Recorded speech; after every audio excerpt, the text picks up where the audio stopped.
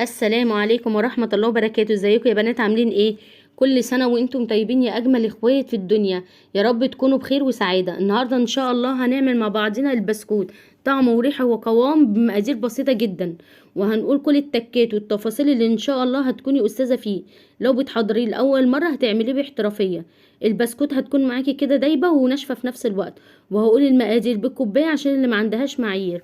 معايا هنا كيلو دقيق متعدد الاستخدام او لجميع الاغراض، ومعايا هنا 4 بيضات يكون بدرجة حرارة المطبخ أو الغرفة، ومعايا هنا 4 من الفانيليا، ومعايا معلقة صغيرة كده مليانة من بشر البرتقال، وما تستغنيش عن البشر البرتقال ده، ومعايا هنا كيس من البيكنج باودر، ومعايا معلقة صغيرة مليانة كده من الفروتشي، ومعايا نص كوباية برتقان تكون معصورة ومصفياها كويس، ومعايا ربع كوباية زيت، وكوباية ونص من السمنة، وكوبايتين الا ربع من السكر، وكوباية جوز هند.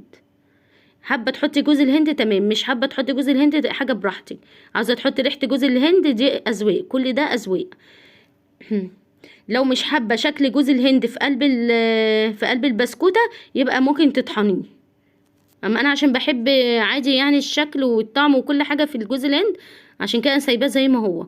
واهم حاجه السمنه تكون صفرة، يعني انا هنا بستعمل سمنه جنه يا اما زبده صفرة. لو هتستعملي سمنه بلدي يبقى ما تحطيش اي منكهات عشان ما تضيعيش طعم السمنه البلدي ولا الريحه. دلوقتي انا هنزل هنا بالسمنه بتاعتي كده، والسمنه تكون طالعه من التلاجة، يا اما لو هي في العلبه تبقى متماسكه، لو هي سايحه حطيها في التلاجة كده ساعتين لحد ما تتماسك. النهارده هنتعامل مع ايدينا، ومش ولا هنستعمل مضرب بيت ولا عجين، عشان اللي ما عندوش كده يعني يتعامل ويعرف يقوم يعمل البسكوت. دلوقتي انا همسك السمنه دي هضربها ضربه حلوه قوي لحد ما القوام بتاعها يبيض. مهم. هقعد اضرب فيها كده كويس قوي لحد ما القوام بتاعها يفتح ويبيض. هو ده القوام اللي انا حباه، وانا ده اللي عاوزاه، القوام الفاتح ده. وبعد كده ننزل عليها بالسكر البودر. والسكر برضك يا ريت تطحنيه في البيت، لان السكر بتاع بره بيبقى فيه نشا. يعني لو انت هتطحنيه اطحنيه كويس قوي، وبعد كده انخليه عشان لو في تكتلات ولا حاجه، وبعد كده استعمليه عادي خالص. وبعد كده هضرب السكر بالسمنه كويس قوي لحد ما اخلي القوام بتاعه كريمي.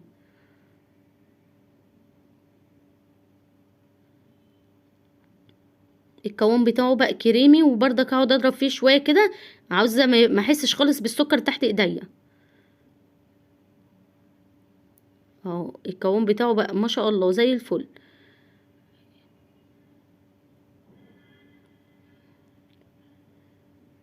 اهم حاجه في البسكوت الضرب بتاعه، ضربتيه كويس هتاخدي منه نتيجه حلوه. كده بعد ما ضربناه وخلينا السكر داب خالص في السمنه والقوام بتاعه بقى تحفه كده، هننزل بقى بالمكون اللي بعده اللي هو الزيت. معانا هنا ربع كوبايه زيت، برضك هضربها ضربه حلوه قوي مع السكر والسمنه،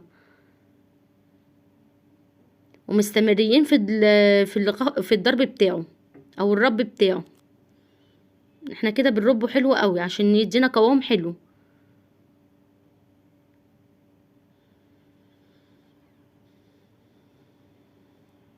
كل مكون هننزله لازم نضربه ضربة حلوة كده عشان الكريمة بتاعتنا تبقى تقيلة وحلوة، القوام بتاع الكريمة تبقى حلوة. دلوقتي بقى انا هنزل بالبيض واحدة واحدة لحد ما كل بيضاية هنزلها لحد ما تختفي. يعني هنزل بالبيضاية دي هقعد اربها حلوة قوي مع المكونات كده، وادخلها ببعضها لحد ما تختفي في قلب في قلب السكر والزيت والسمنة. اهو كده.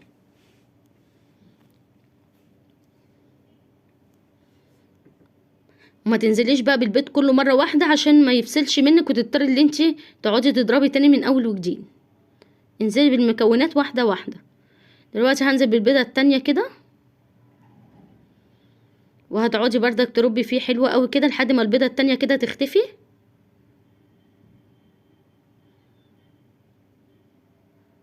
هنمشي مع بعضنا خطوه خطوه عشان حبيبه قلبي اللي كانت طالبه مني البسكوت.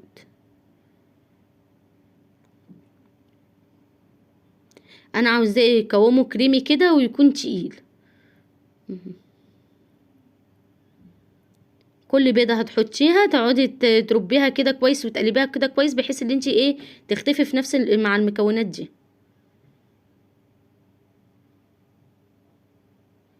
كل ما هتضربيها كل ما هتاخدي نتيجة كويسة.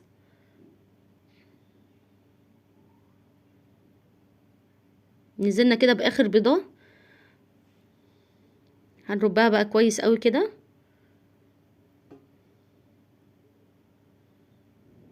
كل ما تربي فيها كل ما القوام معاكي هيتقل ويبقى كريمي حلو.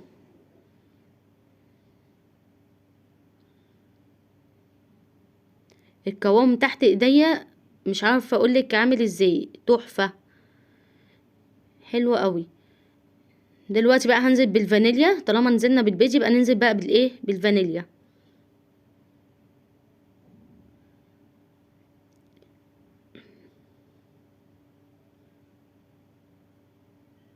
معايا هنا 4 ظروفها من الفانيليا كده هحطهم.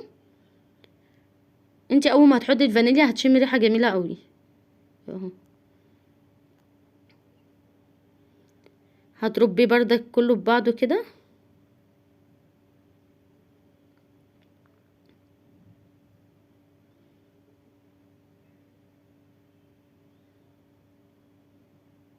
اهم حاجه في الرب اللي انتي بتربيه له والتقليب اللي انتي بتقلبه له ده. كده حطينا المكونات، ما خليناش اي حاجه ظاهره من المكونات، كده احنا ماشيين تمام. معايا معلقه صغيره هنا مليانه كده من الفروتشي، عاوزه اقولك بتخليها ليها ريحه وشكل جميل قوي في الفرن.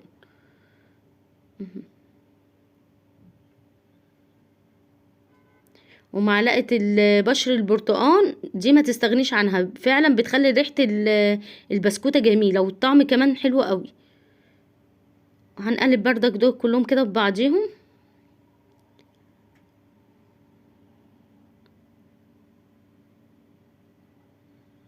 كل ما تقلبي كويس كل ما تاخدي نتيجه حلوه.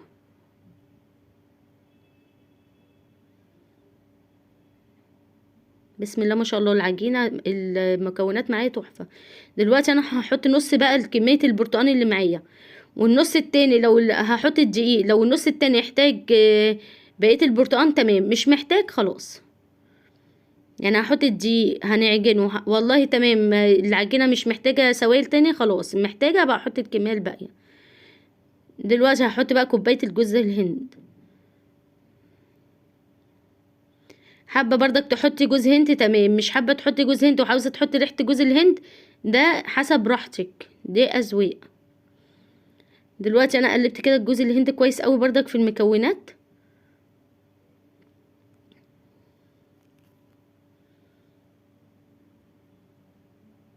انا ماشيه معاكي خطوه خطوه علشان ان شاء الله ايه تقومي تعملي احلى بسكوت. هيبقى ماسك نفسه اهو، مش عاملينه بالسمنه، مش هيفرول معاكي ولا هيسيح ولا اي حاجه ان شاء الله، وهيبقى طالع معاكي زي القمر كده، انت هتشوفيه في اخر الفيديو.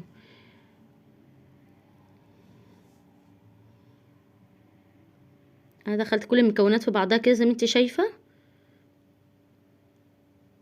هنجيب بقى هنا الدقيق بتاعنا، هروح نخلاه بقى نخله حلوه، واهم حاجه الدقيق يتنخل. هنحط الدقيق بقى بتاعنا كده،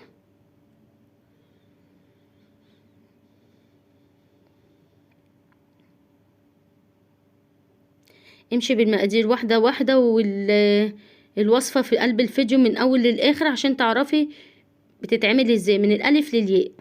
دلوقتي انا حطيت كيس البيكنج باودر وهحط ذره الملح،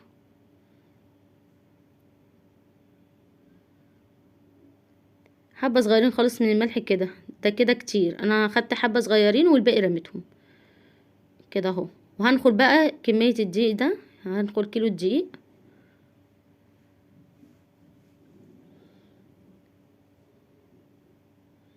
عايزين ماشيين مع بعضنا خطوه خطوه ان شاء الله عشان تطلع معاكي احلى بسكوته اهي. مش هنحط بقى الدقيق كله مره واحده على العجينه اللي احنا عملناها دي، على المقادير دي هنحطها واحده واحده.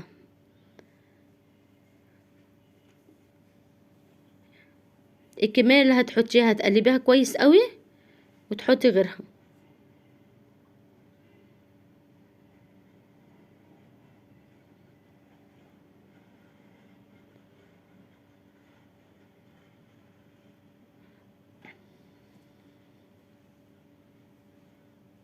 هنقعد نقلب فيها كده من تحت لفوق. الحبة اللي هيختفوا في قلب العجينة دي هنروح حاطين حبة تانيين.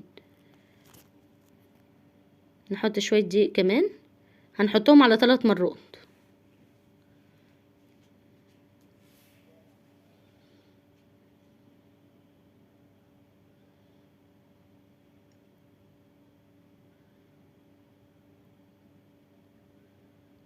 الصراحة كانت البسكوتة جميلة وطعمها جميل جدا.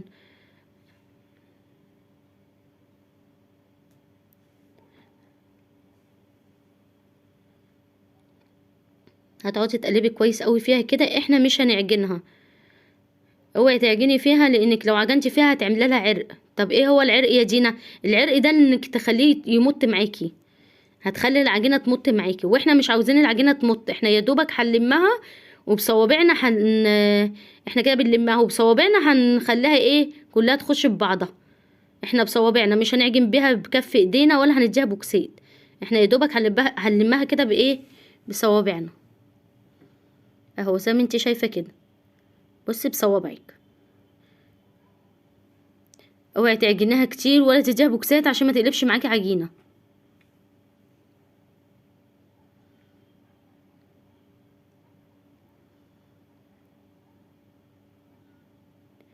هنا بقى لو احتاجت معانا سوائل هنحطها، هنحط بقيه الكوبايه النص كوبايه البرتقال. مش محتاجه سوائل ولمت معانا تمام.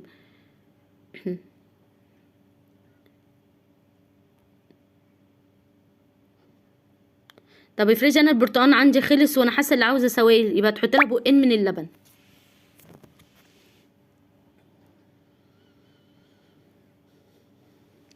طب لو سايحه معايا يا دينا اعمل ايه؟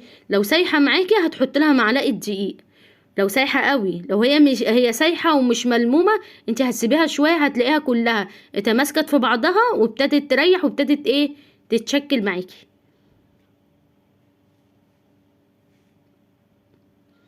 اهي دلوقتي هي كده مفروله معايا كده، هي محتاجه ايه؟ محتاجه سوائل، عشان انا حاسه اللي تحت ايديا اللي لسه هي ايه ناشفه شويه، هي كده محتاجه ايه سوائل. لو هي طريه قوي هتحتاج اللي هي تحط لها معلقه دقيق او تسيبيها تريح شويه. انا قعدت المها كده اهوت لحد ما تحس ان الطبق ايه ما بقاش فيه اي سوائل.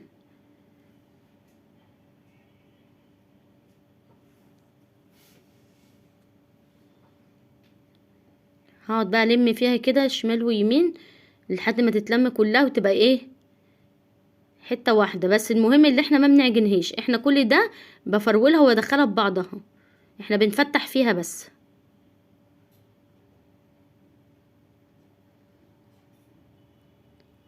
احنا دلوقتي خدنا كرة كده هنختبرها، هتلاقيها معاكي شققت كده، يبقى هي محتاجة لسه سوائل. اهي كده شققت من الجنب، يبقى كده هي محتاجة لسه سوائل.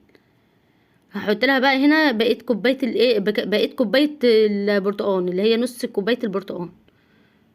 وبرضك ما خدتهاش كلها، انا خدت حبة وهلم العجينة. والله احتاجت بقية النص كوباية هحطها، ما مش محتاجة خلاص هستكفى باللي انا حطيته.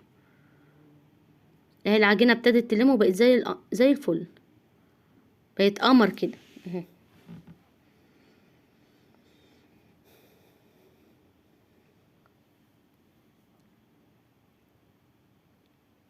بص طول ما هي مفتحه كده جميله جدا كده، هتتشكل معاكي التشكيله اللي انت عاوزاها. انت لو عجنتيها هتلم وهتبقى عجينه معاكي، اوعي تعجني فيها ولا تديها بوكسات. احنا كل ده بنلمها بصوابع ايدينا اهي، احنا بندخلها ببعضها كده ونفتح فيها بس، تقعدي تفتحي فيها كده شمال ويمين.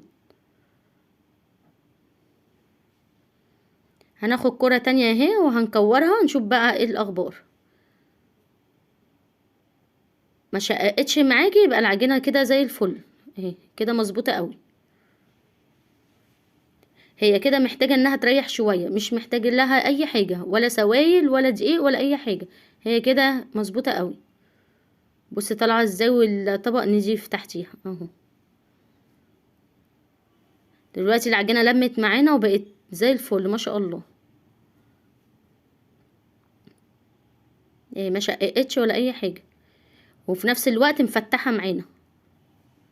بصي تعملي كده تفتح معاكي، بحيث ان انت لو شكلتيها تتشكل الشكل اللي انت عاوزاه. احنا بقى هنلمها ببعضها كده ونسيبها ترتاح شويه.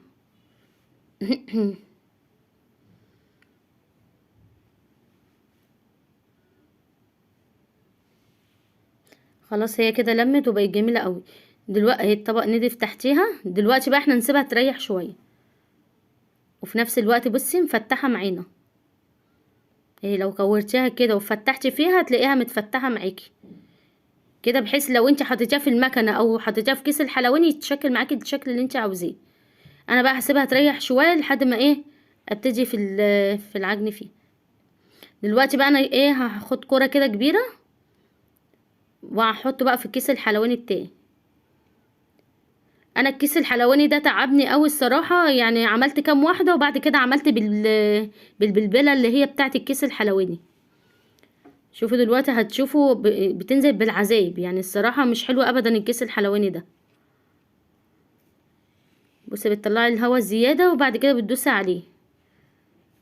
بس الصراحه مش عملي خالص الكيس الحلواني ده. انا خدت البلبله منه ورحت قعدت بقى اعمل بايدي. بص هتنزل بالعافيه.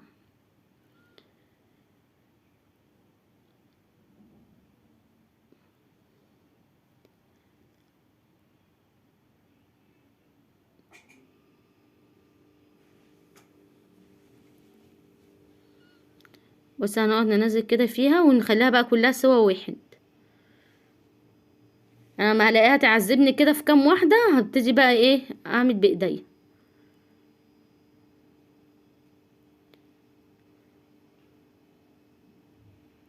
انا عملت جيت جربت المشط الصراحه طلع معايا العجينه رفيعه قوي. طبعا عشان احطها في الفرن واتعامل معاها هتتكسر مني وهتستوي سوا سريع وممكن تتحرق مني في قلب الفرن.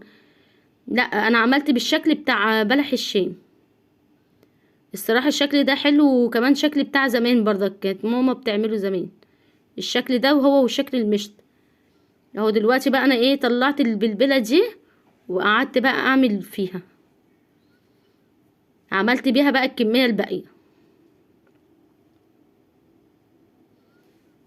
بتسوي كده البق من قدام عشان تطلع كلها سوا واحد، بتبقى شكلها متظبط من قدام اهي. بتظبطيها كده بحيث ان البق يطلع ايه متظبط، اللي قدام دي تطلع متظبطه. وتروحي زقه كده بايدك وتروحي نازله بيها بالمقاس اللي انت عاوزاه. وتخليه بقى كله مقاس واحد عشان السوا كله يبقى ايه زي بعضه. انا هنا كنت مشغله على الفرن، واهم حاجه تشغلي على الفرن قبل ما تحطي البسكوت كده اهو. ده كان اخر حته انا بعملها معاكم كده اهو. بحط وازق وانزل المقاس اللي انا عاوزاه كده اهو. انا ولا دهنه الصينيه حاجه ولا اي حاجه، انا معتمده على الدهون اللي في قلب الايه في قلب البسكوت.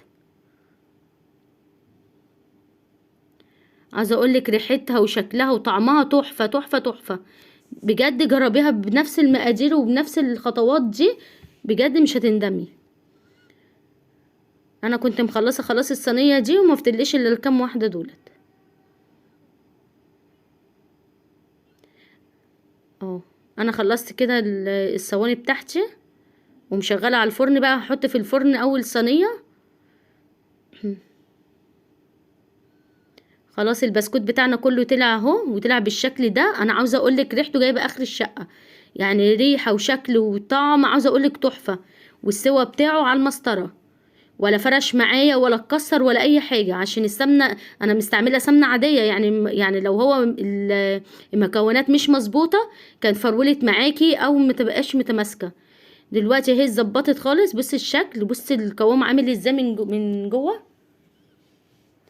حاجه كده قمر. لو وصلت كده معايا لحد كده في الفيديو ما تنسنيش بقى في الاشتراك واللايك والكومنت كده حلو زيكم. والسلام عليكم ورحمه الله وبركاته.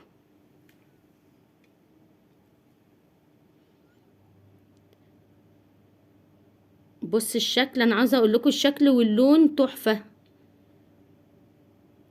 السلام عليكم ورحمه الله وبركاته.